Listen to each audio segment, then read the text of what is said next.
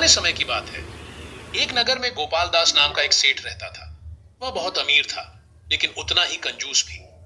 नगर में उसकी कई दुकानें, गोदाम और जमीन जायदाद थी, लेकिन वह एक एक पैसे की कीमत सोच समझकर खर्च करता था। लोग उसे कंजूस सेठ कहकर चिढ़ाते थे, लेकिन उसे इससे कोई फर्क नहीं पड़ता था। सेठ गोपाल दास के पास नौकर भी थे, लेकिन वह उन्हें बहुत कम वेतन देता और जरूरत से ज्यादा काम करवाता। वह अपने लिए भी नया कपड़ा नहीं खरीदता था और हमेशा पुराने कपड़े पहनकर वह अपने घर में तेल का दीपक भी नहीं जलाता, ताकि तेल खर्च न हो। जब भी उसे रात में कोई काम करना होता, तो वह पड़ोसियों के जलते दियों की रोशनी में अपना काम निपटाता। सेठ के पास बहुत सारी जमीन थी, लेकिन वह उसमें खेती नहीं करवाता था, क्योंकि उसे मजदूरों को पैसे देने पड़ते। उसके घर में खाने के लिए भी बहुत कम चीजें होती थीं। नौकरों को सड़ा गला खाना मिलता, लेकिन वह खुद भी रूखा सूखा खाकर संतुष्ट रहता। एक दिन सेठ का एक पुराना मित्र रामलाल उससे मिलने आया। उसने देखा कि सेठ की हालत बहुत खराब हो गई थी। वह फटे पुराने कपड़ों में था और चेहरा मुरझाया हुआ लग रहा था। रामलाल ने पूछा, भाई, तुम इतने अमीर हो, फिर भी इस हालत में क्यों रहते हो? सेठ ने उत्तर दिया, धन बहुत कीमती होता है, इसे यूं ही खर्च करना मूर्खता है। मैं अपने सुख के लिए पैसे नहीं उड़ा सकता। रामलाल ने हंसकर कहा, लेकिन अगर तुम अपनी जरूरतों पर भी खर्च नहीं कर सकते, तो इस धन का क्या फायदा? सेठ ने कोई उत्तर नहीं दिया। नगर में एक चोर था, जिसे सेठ गोपाल दास की कंजूसी के बारे में पता था। उसने सेठ की तिजोरी चुराने की योजना बनाई। वह कई दिनों तक सेठ के घर के आसपास घूमता रहा और उसकी आदतों को समझने लगा।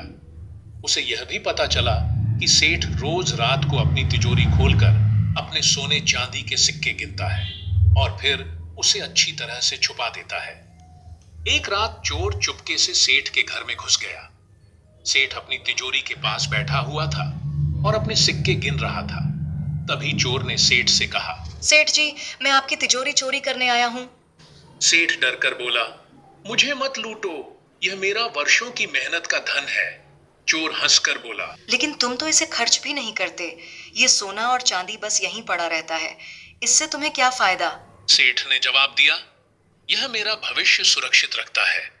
चोर ने कहा, अगर यह तुम्हारे किसी काम का नहीं, तो फिर इसे मेरे पास रखने में क्या हर्ज है? सेठ को अपनी गलती का एहसास हुआ, लेकिन तब तक बहुत देर हो चुकी थी। चोर तिजोरी उठाकर भाग गया और सेठ रोता रह गया। अगले दिन जब नगर के लोग सेठ के घर पहुंचे, तो उन्होंने उसे रोते हुए पाया। लोगों ने पूछा, सेठ जी, आप इतने अमीर थे, फिर भी दुखी क्यों हैं? सेठ ने अपनी आपबीती सुनाई।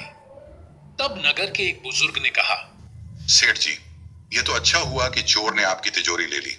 अब शायद आपको समझ आए कि धन केवल संजोने के लिए नहीं, बल्कि अच्छे कार्यों में लगाने के लिए होता है।